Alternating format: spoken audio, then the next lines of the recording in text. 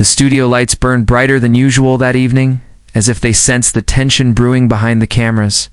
Every whisper from the crew sounded like thunder in the silence. Prince Harry sat with a rigid back, eyes clouded with memories too heavy to carry, yet too sacred to forget. Anderson Cooper, calm but sharp, adjusted his notes. The air between them felt like the moment before lightning strikes. The interview was meant to be honest, open, and controlled. But from the very first look Harry gave, the world could tell. Nothing about tonight would stay under control. Cooper started soft. "You've written things in your book that reveal private conversations," he said, tone even, eyes steady. Harry's jaw clenched. "Private," he repeated. "There's nothing private when every word I speak ends up in a headline." His voice trembled, not from fear, but from years of being unheard. Anderson leaned forward slightly, his American calm clashing with Harry's restrained fury. "Are you saying the palace and the press work together?" he asked. A pause followed, deep, dangerous. "I'm saying," Harry replied slowly, "that I've been their favorite sacrifice for years." The words hit like gunfire. For a moment, the crew behind the cameras froze. Even Anderson hesitated before asking, "Do you regret saying that?" Harry gave a bitter smile. "Regret? I've spent half my life regretting my silence. Speaking up is the only thing I don't regret." The conversation spiraled from family betrayals to hidden wounds, from the press's obsession to the public's judgment. Every word added weight to the room until the air itself seemed to shake.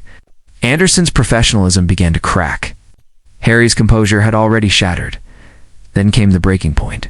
"You wrote that your brother pushed you," Anderson said flatly. "Was that true?" Harry's face hardened. He didn't blink.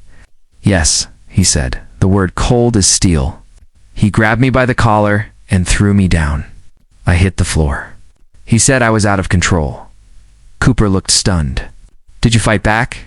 "No," Harry whispered. "Because fighting him would mean losing him forever." The silence that followed was the loudest sound in the room. Anderson shifted uncomfortably but pressed on. "You said you looked at photos from your mother's death. Why?" Harry's eyes glistened. "Because I needed to know if what they told me was true.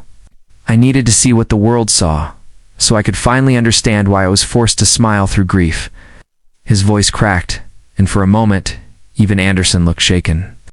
The cameras zoomed in on his trembling hands, on the raw human pain that the monarchy could never frame as royal. But then the tone changed fast. Anderson leaned forward. "So why this interview? Why come here and reopen every wound on live television?" That was it. Harry sat up straight, his voice rising. "Because every time I tried to speak privately, it was leaked publicly. I'm done being polite about my pain." His words thundered through the studio. Anderson's calm veneer broke. "So this is revenge?" "No," Harry shot back. "This is the truth they were too afraid to hear." The control room buzzed.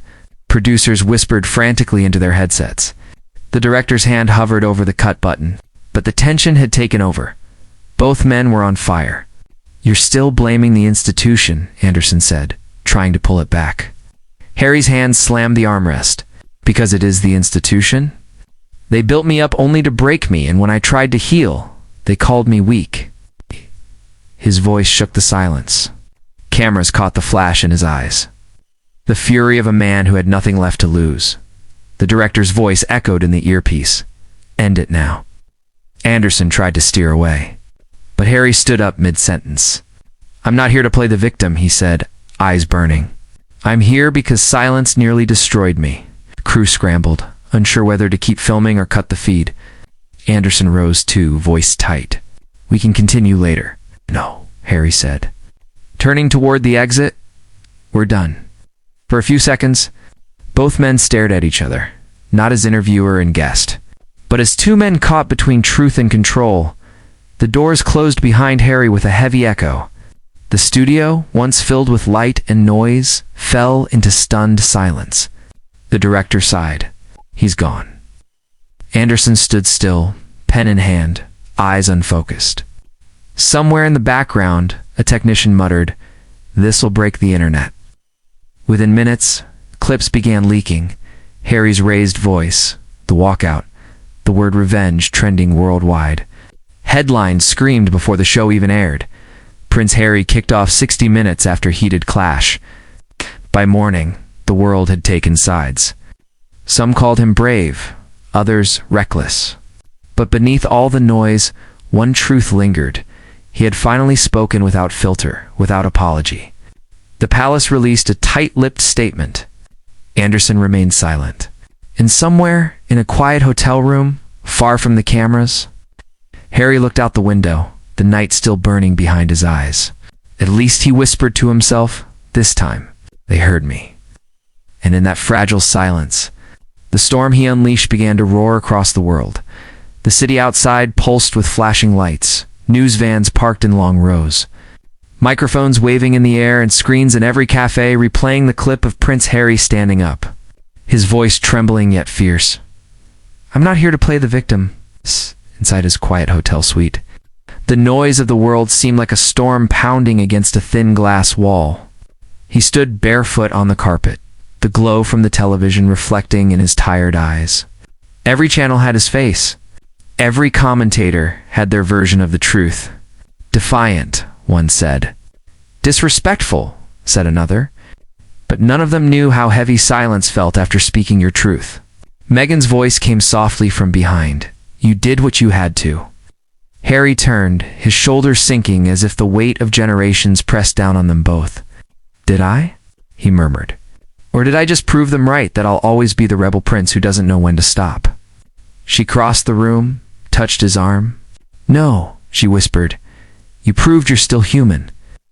The words hung in the air like smoke, comforting and painful all at once. Outside, the wind howled against the glass. 1,000 cameras waiting for him to reappear, 1,000 eyes hunting for the next headline. His phone buzzed endlessly. Messages from friends, from strangers, from people who either hated or idolized him. But he didn't touch it.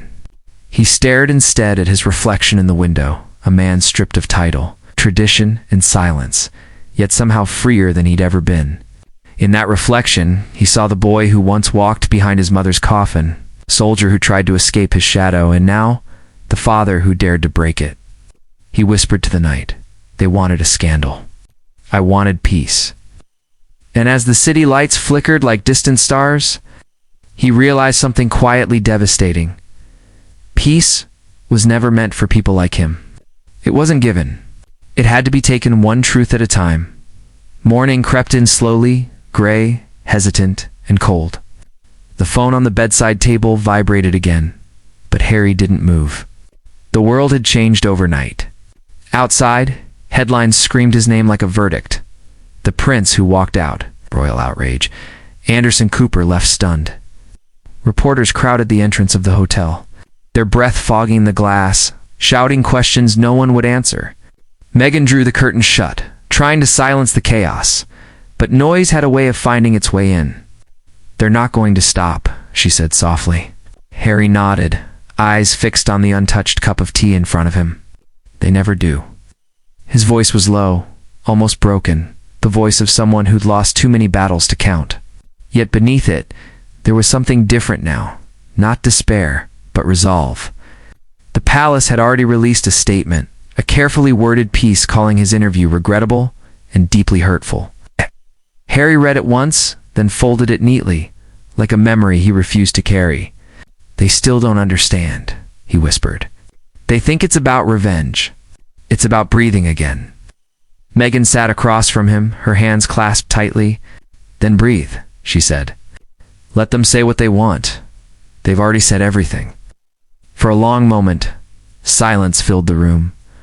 A silence heavier than words, yet strangely healing. Somewhere in the hallway, a child's laughter echoed. For a brief instant, Harry smiled. He thought of Archie, of the life he wanted for him. One without cameras, without judgment, without the constant war between blood and truth. And in that fragile calm, something inside him began to shift. He stood, walked toward the window, and opened it wide. The cold air rushed in, biting but clean, the kind of air that burns and heals at the same time. The world below roared on, but for the first time in years, he didn't flinch. Let them talk, he said quietly, almost to himself. The truth doesn't need their permission. Across the city, the CBS building glowed under the early morning haze, its hallways buzzing with confusion and quiet panic.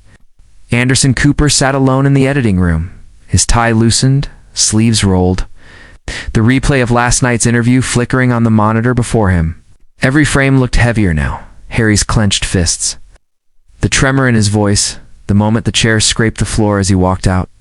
Anderson rewound it again and again, trying to understand at what second control had slipped away.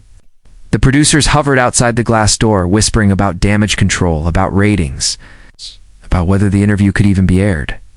One of them finally entered, hesitant. "Anderson, the network wants a statement. They're asking if you provoked him." He didn't answer.